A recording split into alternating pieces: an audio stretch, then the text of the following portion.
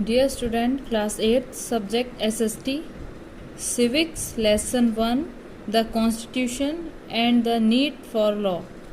Page number 1, ये आपके SST book में ही सिविक्स पार्ट है, लास्ट में उसका चैप्टर 1 है, constitutions and the need for law. Constitution means संविधान और नियमों की या कानून की हमें क्यों ज़रूरत होती है, इस चैप्टर में हम पढ़ेंगे. इसकी समरी मैं आपको बताऊंगी, चैप्टर रीड आपको करना है. रूल्स क्यों ज़रूरत होते हैं? रूल्स, डिसिप्लिन, ये सिद्धांतों के लिए ज़रूर होते हैं, सिटीजन, सोसाइटी, नेशंस को इजीली चलाने के लिए और सभी की फंडामेंटल राइट्स को और ड्यूटीज़ को ध्यान में रखते हुए किसी को कोई प्रॉब्लम ना हो, इसलिए ये कॉन्स्टिट्यूशंस बनाए जाते हैं. सभी सिद्धांतों पर चलें, नियमों के अंतर्गत काम करें, ये होते हैं हमारे, ये सब हमारे कॉन्स्टिट्यूशन में होता है. The constitution of India. अब हम इंडिया के कॉन्स्टिट्यूशन की अगर बात करें,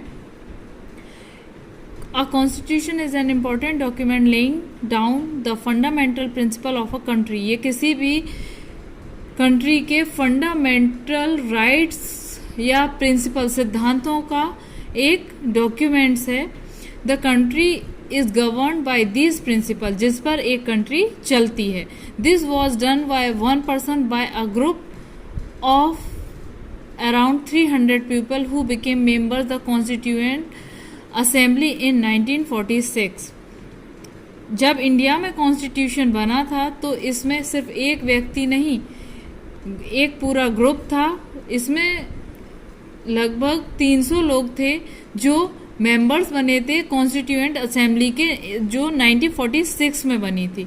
between December 1946 and November 1949 the constituent assembly drafted a constitution for independent India.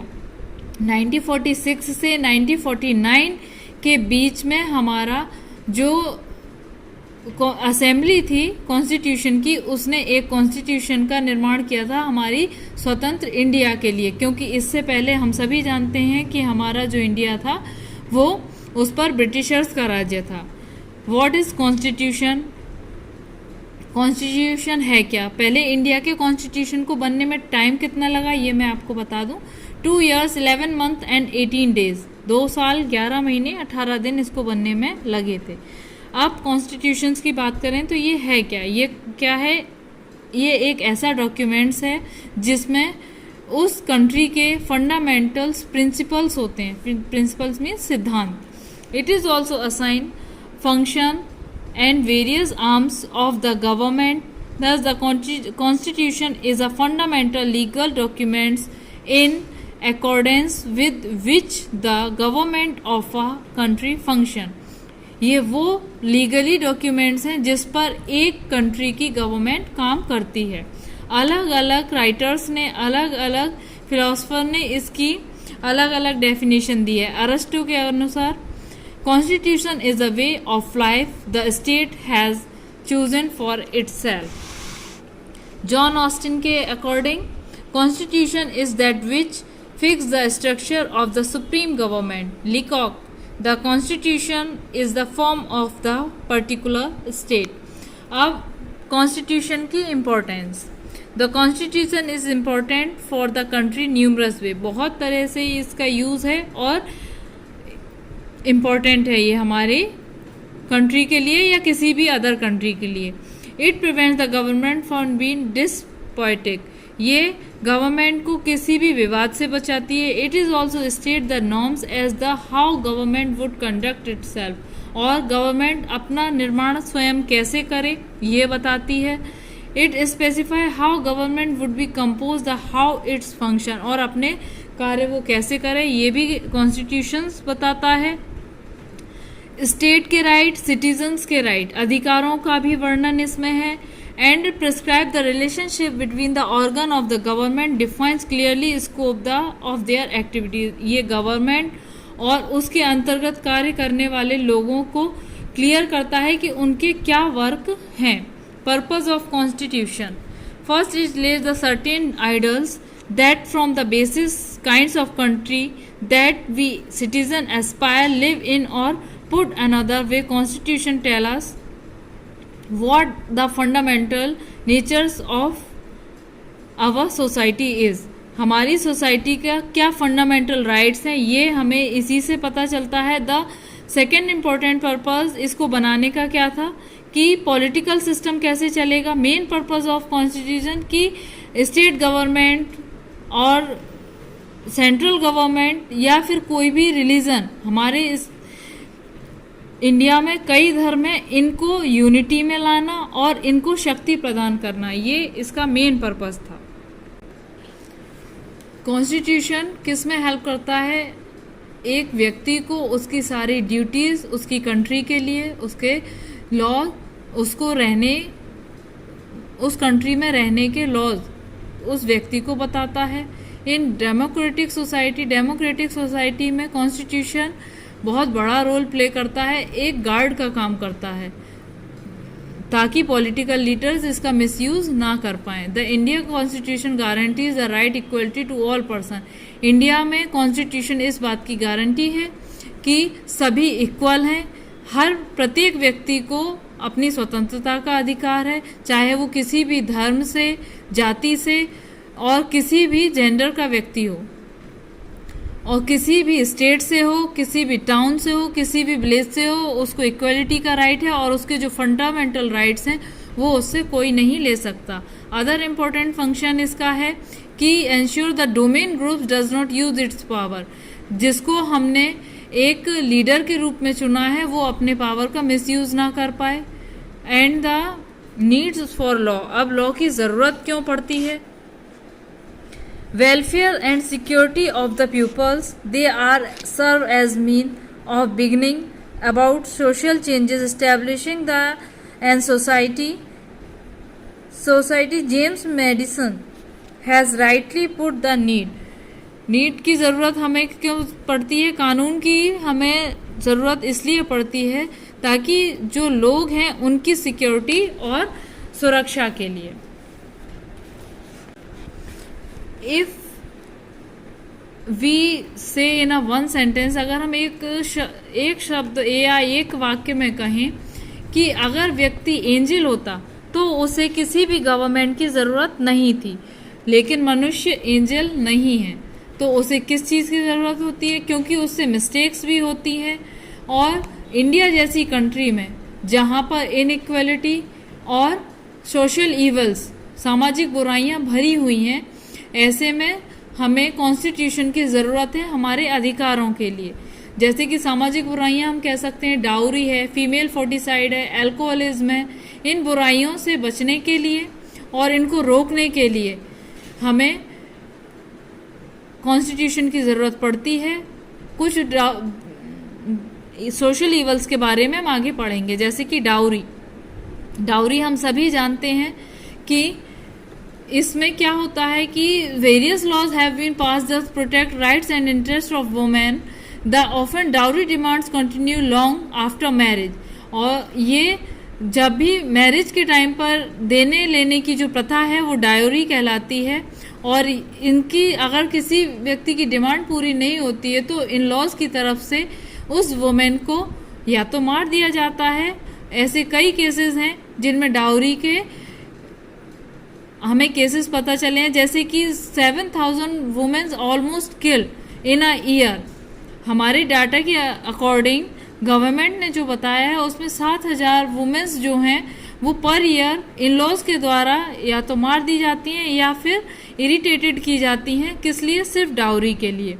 जबकि डाउरी लेना और डाउरी देने वाले दोनों ही बैंड हैं, ये लीगली अलाउ नहीं है. अब आते हैं फीमेल इन्फेंटिसाइड.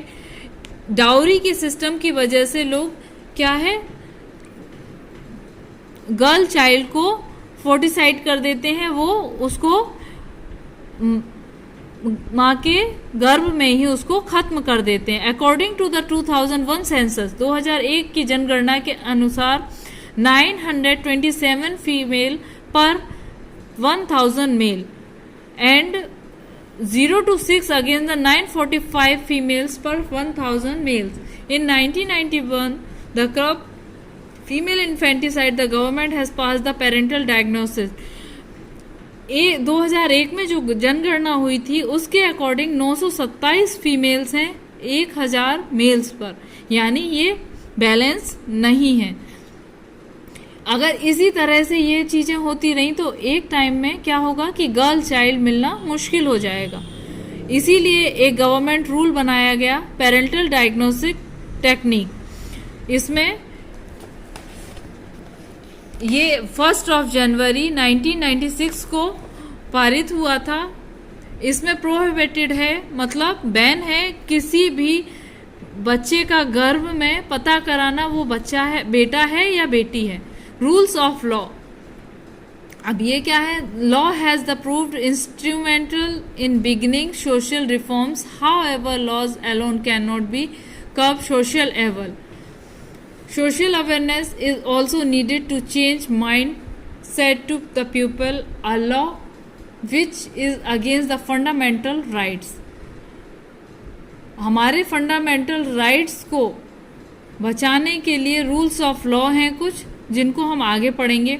की features of the Indian constitution, कुछ फीचर्स हमारी इंडियन कॉन्स्टिट्यूशंस के हैं जो मैं आपको बताऊंगी। Federalism, this refers to existence more than one level of government. Country in India have governed the state level and the center under the federalism, and the state merely are agents of the federal government but draw authority the constitution as well. All person in India governed by the law policy made of the each these levels of government. Federalism का मतलब India में एक से ज़्यादा government होती है। Government का मतलब स्टेट गवर्नमेंट अलग होती है और सेंट्रल गवर्नमेंट अलग होती है। तो यही हमारा फेडरलिज्म है, लेकिन इनमें आपस में वाद विवाद ना हो और किसकी क्या ड्यूटीज हैं ये हमारे कॉन्स्टिट्यूशन में क्लियर है। Socialism, socialism means that the physical resources country shall be subject equitable distribution means of the production, distribution shall not be concentrate on a few hands. Socialism का मतलब कोई भी प्रोडक्शन हमारी कंट्री में जो भी होता है वो सभी के लिए इक्वल डिस्ट्रीब्यूशन है, वो सिर्फ कुछ ही हाथों में ना रहे। Parliamentary form of government, parliamentary ये हमारा गवर्नमेंट ब्रिटिश पैटर्न चलता था पहले, लेकिन अब हम खुद रिस्पॉन्सिबल हैं इसके लिए। These representative accountable the people to, और ये लोगों को भी उसका रीजन देने के लिए उत्तरदायी होते हैं। Government, parliamentary form of government का मीनिंग है कि हमारे यहाँ डेमोक्रेटिक है, हम अपना नेता खुद चुनते हैं, हमारा जो लीडर है वो जनता के द्वारा चुना जाता है। और इंडिया में सभी को जो 18 से ऊपर है, अडल्ट है, उसको इलेक्शन का राइट है, वो किसी भी बैकग्राउंड से हो, किसी भी सोसाइटी से हो, गर्ल हो या बॉय हो। Separation of power, separation of power का मतलब हमारे जो कॉन्स्टिट्यूशन है उसमें 3 ऑर्गन्स दिए हुए हैं गवर्नमेंट के, लेजिस्लेचर, एग्जीक्यूटिव एंड जुडिशरी, और ये तीनों ही एक दूसरे के प्रति उत्तरदायी होते हैं। फंडामेंटल राइट्स, हमारे मौलिक अधिकार हम जिनको कहते हैं, इसमें हर व्यक्ति को अपने रहने का, जीने का अधिकार है। डॉक्टर अंबेडकर के अकॉर्डिंग फंडामेंटल राइट्स दो पार्ट में है, मैं बताती हूँ आप। और इसमें प्रत्येक व्यक्ति को अपने अधिकार पाने का हक है, अगर उसके अधिकार उससे नहीं मिलते हैं तो वो इसके लिए क्लेम कर सकता है। और सेकंड है कि binding upon every authority has got power to make law, और इसमें प्रत्येक अथॉरिटी को कानून बनाने का अधिकार है यदि वो सिटीजन्स के, जनता के पक्ष में हो तो। सेकुलरिज्म का मतलब प्रत्येक व्यक्ति, क्योंकि इंडिया डिफरेंट रिलीजन की कंट्री है, इसमें कई धर्म हैं और सभी को अपना धर्म स्वतंत्रता से अपने धर्म के साथ रहने का अधिकार है। डेमोक्रेसी का मतलब इससे पहले मैं आपको बता चुकी हूँ। डेमोक्रेसी का मीनिंग है कि जनता का लीडर जनता के द्वारा ही चुना जाता है। इक्वलिटी भी मैं डिस्क्राइब कर चुकी हूँ कि सभी को, प्रत्येक व्यक्ति इक्वल है, कोई बड़ा कोई छोटा, वो किसी भी धर्म या किसी भी रिलीजन से हो, उसके लिए कानून है। और जो हमारा इंडिया का कॉन्स्टिट्यूशन है वो देश के प्रत्येक नागरिक के लिए बराबर है। लिबर्टी यानी स्वतंत्रता, प्रत्येक व्यक्ति हर काम के लिए स्वतंत्र है, अपने विचारों के लिए, विश्वास के लिए, पूजा के लिए, हर चीज के लिए। नेक्स्ट है द प्रेम्बल, हमारी प्रियम्बल यानी जो हमारी कॉन्स्टिट्यूशन की प्रस्तावना है, उसमें देखिए मैं आपको पढ़ के बताऊंगी कि क्या क्या है। ये आपका प्रियम्बल है। We the people of India having solemnly resolve the Constitution of India sovereign, socialist, secular, democratic republic। हमारी इंडिया सोवर्जिन, सोशलिस्टिक, सेकुलर और डेमोक्रेटिक और रिपब्लिक है। रिपब्लिक का मतलब गणराज्य है। Justice, social, economic and political, हमें हर तरह से जस्टिस पाने का। Liberty, thought, expression, belief, faith and worship, हमें अपने विचारों की, सोचने की और उनको व्यक्त करने की स्वतंत्रता है। विश्वास और पूजा, अपना धर्म स्वतंत्रता से जीने का अधिकार है। इक्वलिटी, हमें पूरा राइट है to status of opportunity and the promote among them all fraternity, assuring the dignity of the individual and the unity of the integrity of the nation. In our Constituent Assembly this 26th day of November 1949 do hereby adopt, enact and give to ourselves this Constitution. The different features of the Indian Constitution outlined above, we will read more about them in the next chapters. Today, most countries in the world has a Constitution. हमारी ये preamble है और इसके बारे में हम आगे भी पढ़ते रहेंगे। Thank you. अब इसकी एक्सरसाइजेज आप पढ़ेंगे और बेटा क्वेश्चन आंसर सॉल्व करेंगे। Thank you.